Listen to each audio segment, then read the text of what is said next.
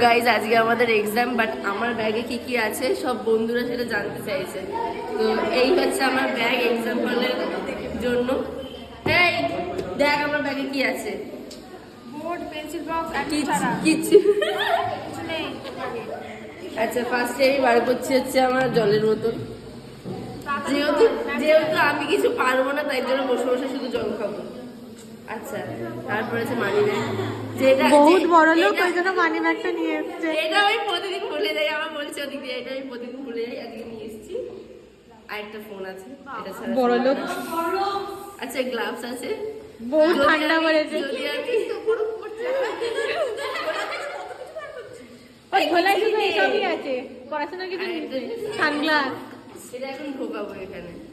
আর হাতে করে রুমালটা নিয়ে এসেছি, আমার যত ঠান্ডা লেগেছিল ওটা, এটা আমি নিয়ে আসি না। কিছুই আনিনি। আর কিছু নেই, ব্যাস।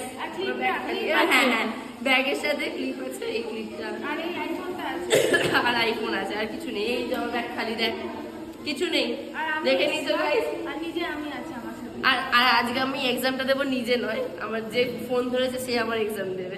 বাহ, ভাই দেখ।